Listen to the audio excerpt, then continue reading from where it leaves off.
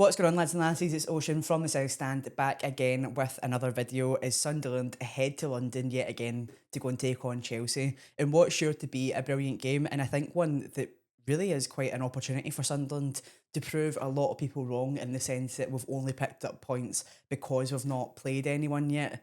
Make of that what you will, but I think this weekend presents a really good opportunity to try and build on what we've had going for the last 5 games as well. And it's a great chance to fix the wrongs that we maybe made at Man United. Before we jump right into this one, guys, as always, remember to like, comment and subscribe in this video. We're discussing all things Sunderland on the channel all season long, so get involved in the conversation. And as always, this one's brought to you by the southstandclothing.com, where you can head for all sorts of Sunderland fan wear, hats, t-shirts, merch, the lot. Go and check out the southstandclothing.com and we'll get right into things.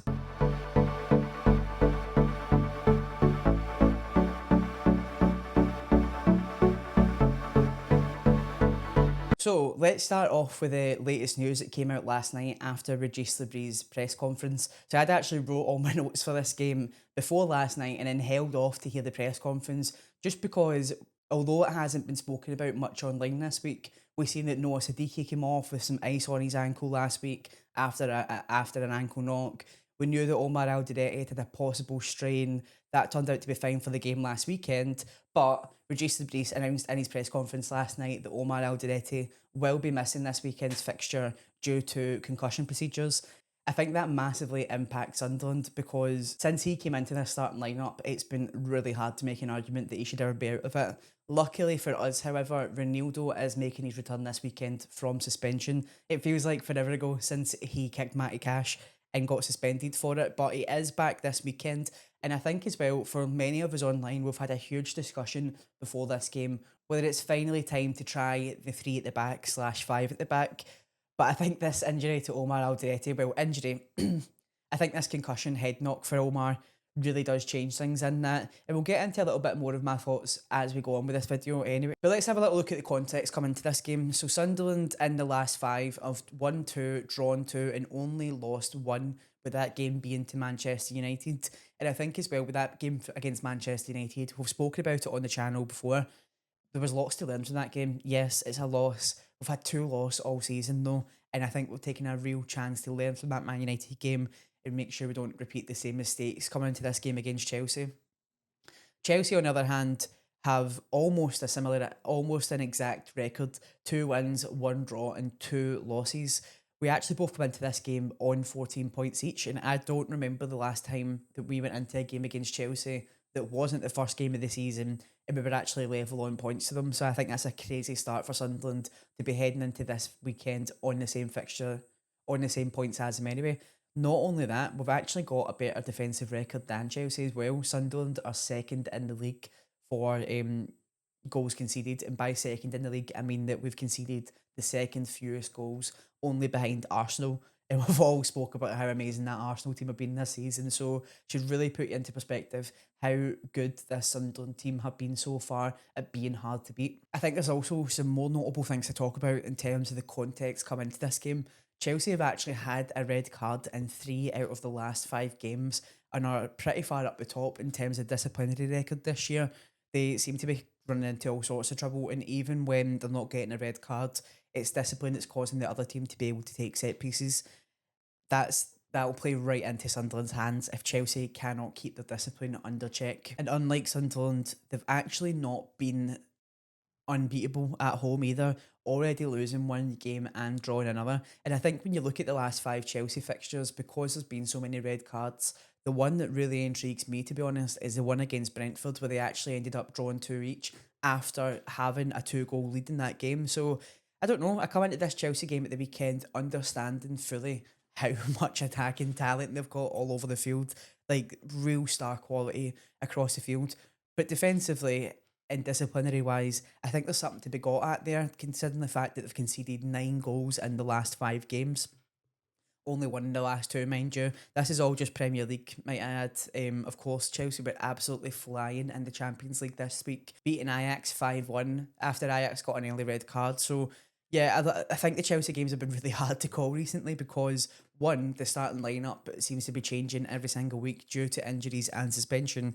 But 2, all these red cards, they really change the games. It's hard to kind of get a grasp on how Chelsea are going as a full 11 this season so far. I think as impressive as the likes of Esteval's been, as João Pedro was at the start of the season, all that seems to somewhat have dropped away. I think Jamie Gittins really has to be Chelsea's starting left wing as well. For me, Garnacho is just not good enough. Um, I think he lets too many balls away. He's not great at tracking back, all that kind of stuff. But yeah, the likes of Jamie Gittins, the likes of Pedro Neto being on the right wing, I mean, they're full of athletes across this Chelsea side, which is one of the hardest things to compete with. Never mind the fact that they've got, in my opinion, two of the best fullbacks in the league, in Reece James and Mark Cucurella. But when I have been watching recent Chelsea games, I think what is really impressive is their ability to keep the ball in terms of passing.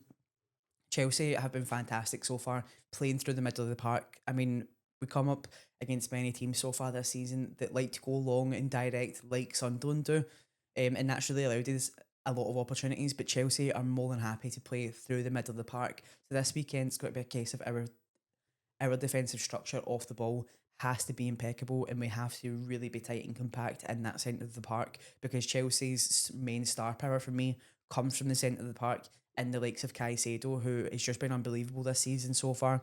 And I think he's proven to be every single pound worth of that price tag. But I think what some really key stats to look at with Chelsea coming into this game, they're completing 90% of their passes. As I said, it's really hard to get it off them if once they get going. Accuracy wise, they're able to complete all these short passes.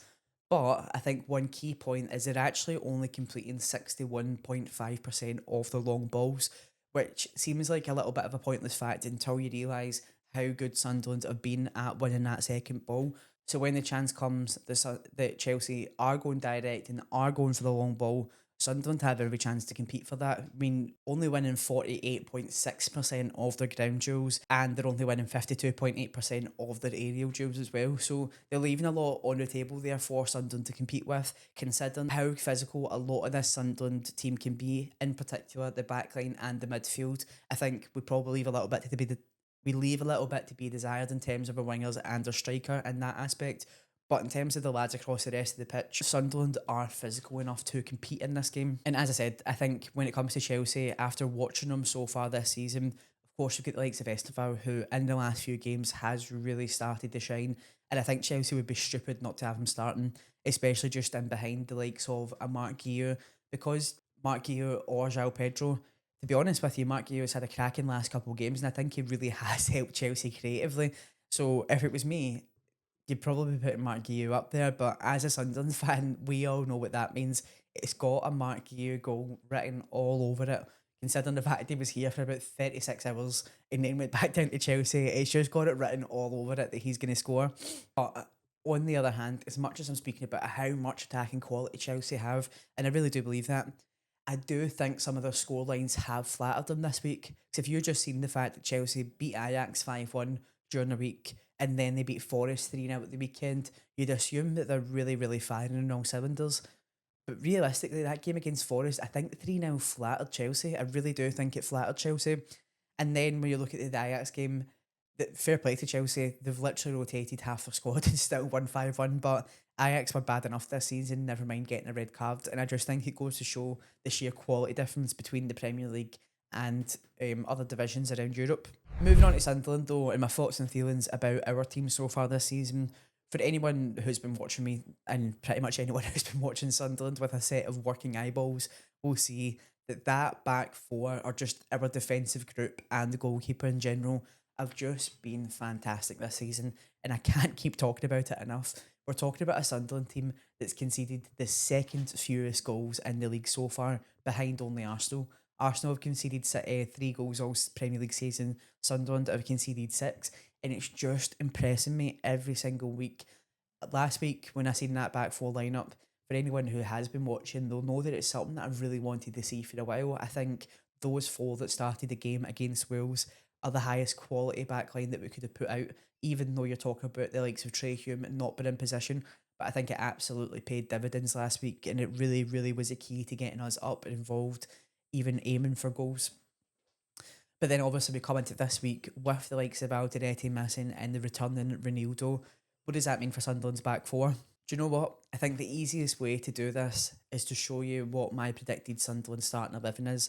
In terms of Chelsea, I can see them starting. In terms of Chelsea, I think they'll be going for something along the lines of Sanchez and net, Reece James and Mark Cucurella as fullbacks, Achipong and Chalobah as the centre halves, Gusto, Caicedo, and Estevao in their midfield three, with Neto, Gittins, and Guillou up front. That's what I would guess Chelsea's starting 11 is going to be based on the last few weeks, them trying to find the the real starting 11 for them. I think they've had a lot of rotation and they've been strugg. I think they've struggled to find that starting 11. But for me, that's what I would guess with Chelsea, and it's really is hard to guess because the team has changed so many times this season, and especially between competitions. And then for Sunderland, now I feel like this one might be slightly controversial. I don't know. We'll find out. You guys let me know what you think down below. But I'm going to tell you my starting lineup and explain why I've went for what I've went for. So in nets, Anthony Patterson. Obviously not Anthony Patterson. That was a joke. Robin Roofs in net. Followed by, I've had to actually change this because of Aldiretti's injury. I would have went with the back line from last week, but because of Aldiretti's concussion and not being able to be at Chelsea, I'm going to go for the classic Hume right back, Mukiele and Ballard in the centre halves with Ronaldo at left back. Now, this is where things change a little bit. Of course, Granit Xhaka and Noah Siddiqui will come into the starting lineup as per usual for me. I am going to go for Lushara Hirtrauda in the centre midfield with they two. I'll explain the rest of my team and then we'll get on to why I made that decision for who I went for in central mid. Now, up front, I'm going to go for Isidore starting. I do think you could put my end in starting. I don't think there's too much in between them at the minute. But when you see that Wilson had two really good chances last week to score, one that he did score and get disallowed, and the other one just going past the post, I think you still probably can stick with Wilson and let him be there. And then in the wings, I'm going to go for Lefay at left wing and Talby at right wing. Now, I can see how impressive Talby's been at left wing so far this season. But as I explain things, I hope it makes a bit more sense why I've chosen to stick him on the right, even though I would love to see him on the left more. I just think with the rest of the team selection we've got and with the rest of the players we've got available, that's who I'd be going for. Now, let's get on to why and where. As I said, the Sunderland backline and goalkeeper, I don't even feel like I have to talk about them that much because they've been so impressive for everyone to see. I mean, literally the Premier League's paying attention to Sunderland's defenders at the minute. So I'm not even going to talk too much about the defenders and why they're coming back in. Here, Trauda in midfield. Now, I spoke about last week in the game against Wales that some of the build-up play and the way we were playing with the ball on the floor was some of my favourite that I've seen at Sunderland so far this season. I think we're really starting to settle in terms of been able to fluidly move between positions. We've got triangles happening all across the park, and players are happy, especially if you've seen it that left side last week where you had Hume, Siddiqui, and Lefay. The three of those could interchange in between positions, and you wouldn't even notice who was meant to have started in that position because they were so good at doing it. That doesn't seem to happen on the right hand side so far, and we've seen it now. We're 8 games into this season, and it's been clear in pretty much every game that Sunderland's build up play often comes through the left. And I think that's because we haven't been able to find those same connections on the right hand side so far. And with the likes of Bertrand Traore, who I don't know if he's still getting mixed opinions. I have had some comments that maybe I was a little bit harsh on him in the last few weeks, but I genuinely do believe that he's not a great off the ball defender at all. I think even on the ball, he's not been perfect. He gave the ball away a few times last week, and it's the same for Chris Rigg as well. Love Chris Rigg. He's absolutely grown into the game every week, and he's going to get better and better and better. But when you see the likes of how many times he turned the ball over last week, or just poor decision making in dangerous areas, that was that was against Wales, and we were able to keep the ball out of the net.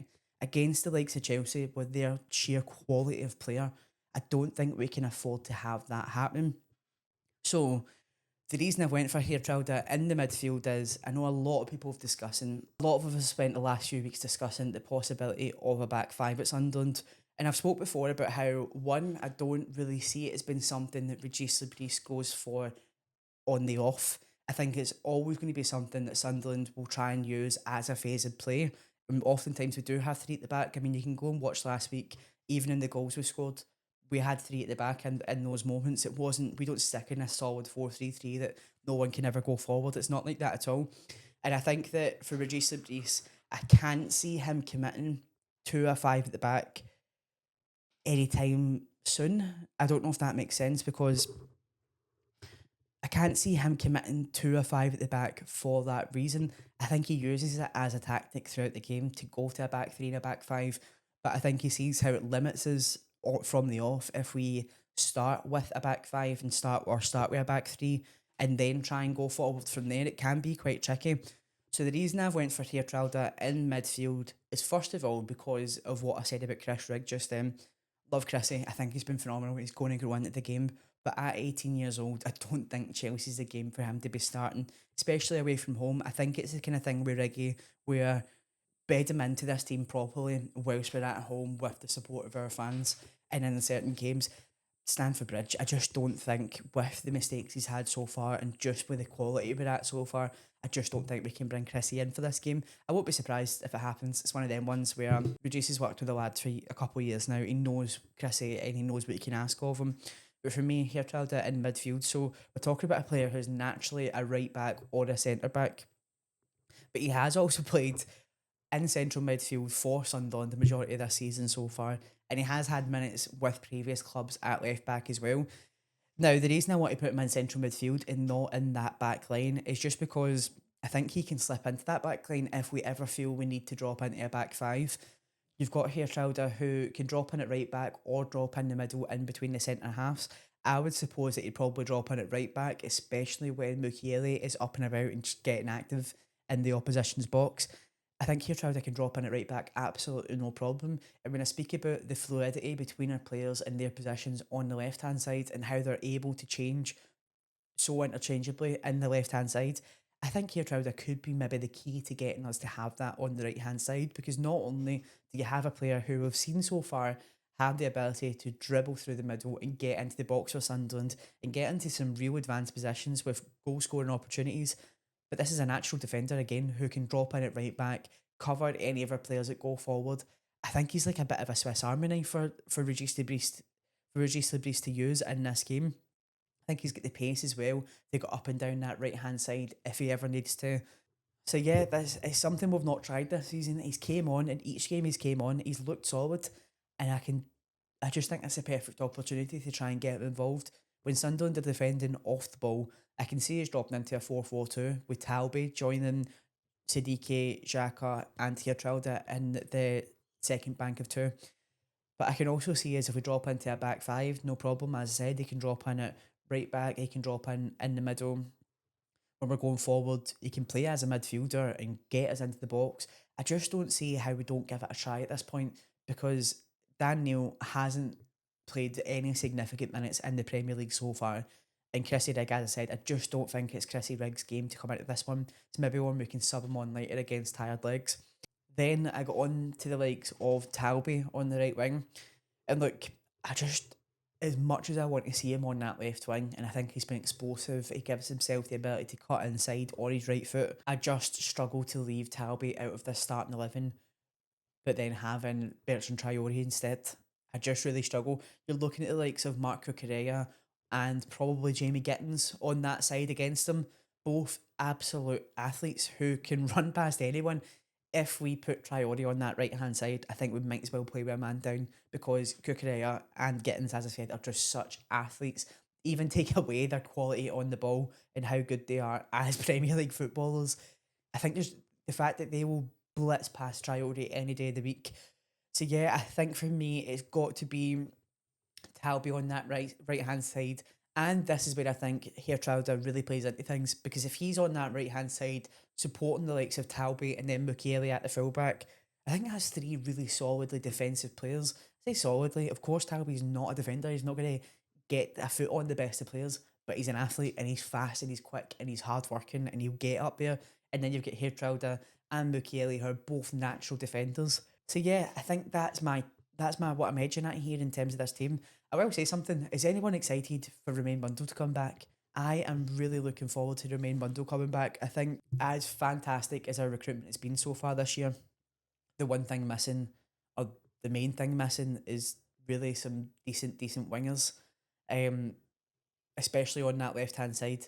Obviously, we love Enzo Lefebvre, but he's not a he just shouldn't be on the wing. Naturally, he shouldn't be on the wing. And then yeah, based on the stats that I spoke to you guys about previously, in terms of Chelsea's crosses completed, only completing 60%. So yeah, team decisions aside and team lists aside for my starting 11, as I said before, Chelsea have only completed 18.8% of accurate crosses. They've only actually managed three accurate crosses this season so far.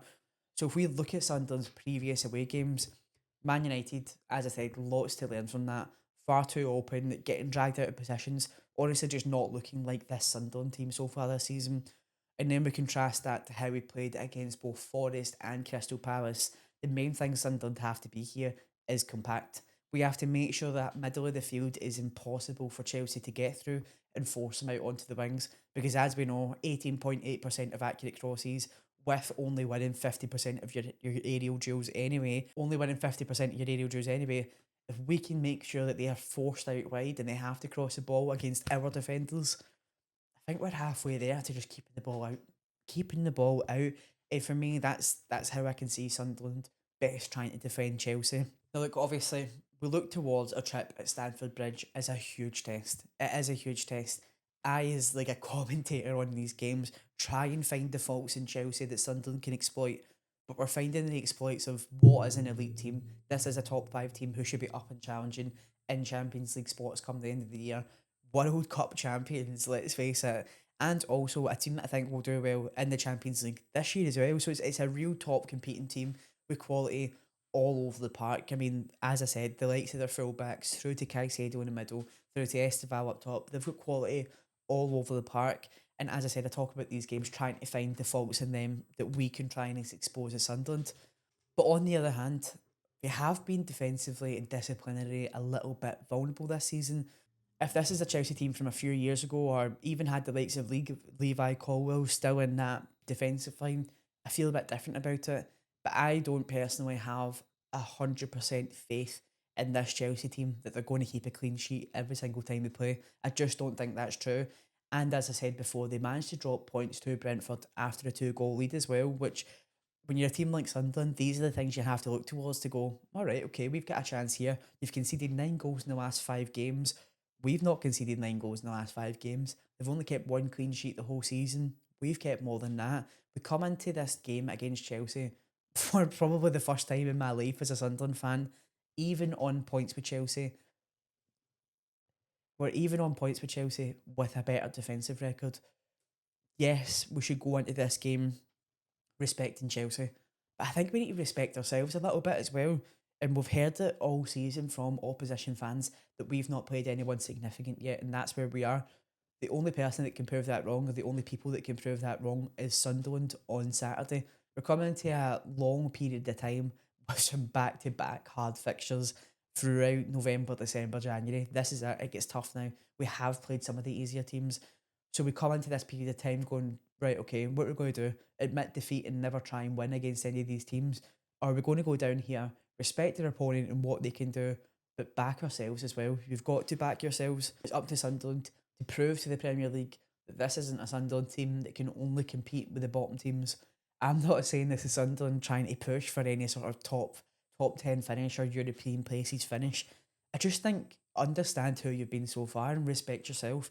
Give Chelsea that respect. Don't come out here try to bash 10 goals past Chelsea, because you will leave space, you will get exposed, and you will get goals put past you. But just respect yourselves as well. Like, go out there and say, we're coming in a tough period of time.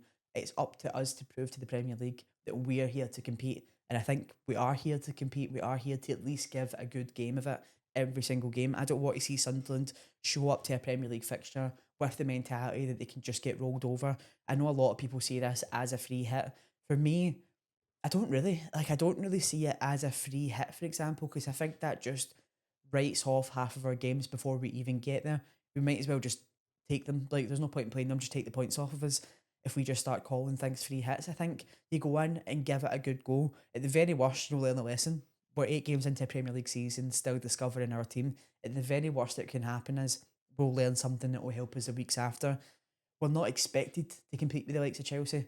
So go out and just give it a go anyway. If you get points out of it, it's brilliant.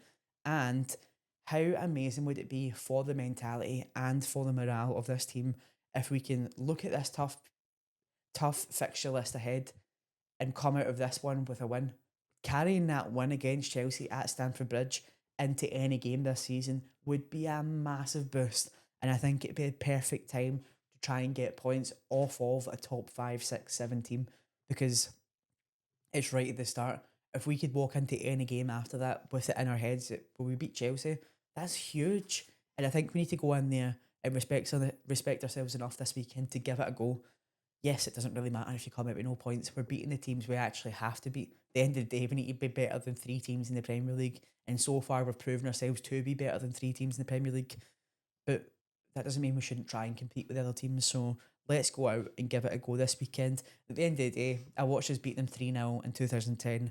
I watched us beat them 3-2 during the Great Escape. I've seen us win at Stamford Bridge. And I've seen us win at Stamford Bridge against better Chelsea teams than this one. So we'll see. We'll see what happens. On that note, I am going to go for a very hopeful one each. It is a hopeful one each. I've just said all this, and anyone who watches this game that isn't a Sunderland fan, or hasn't got to know me through these videos so far might think that I'm being a little bit cocky. I hope that it's not came across that way at all. I fully respect all the power Chelsea have going forward. I just think so far this season they've shown themselves to be disciplinary wise a little bit poor, and they let some goals in. So why not, as a Sunderland team in seventh place, try and get something out of that and just be hard to beat? At the very least, be hard to beat. So I'm going to go for a hopeful 1-1, knowing very well that Chelsea on their day can put five past us. But I also have the hope that Sunderland can pull something out of this. And if anyone's checked the bookies odds, they're looking absolutely smashing right now for Sunderland to win. So I'm very tempted to stick 20 quid on that, but we'll see. Look, hopeful 1-1. That's what I'm going for. Let's see what happens this weekend. For now, guys, that's been all. Please get involved in the conversation down below. Let me know what you think of my team selection. I know that here Trauda is a little bit of a different option to what we've been used to going forward this season, but I've been really trying to rack my brain so far this week and just say, I've been really trying to rack my brain this week and try and figure out how we can fix this balance problem between Sunderland, between the right and the left of our attack. So yeah, that's what I'm going for. It's a one each against Chelsea this weekend. As always, this one's been brought to you by the southstandclothing.com. Don't forget to like, don't forget to subscribe, and I'll see you guys in the next one. How are the lads?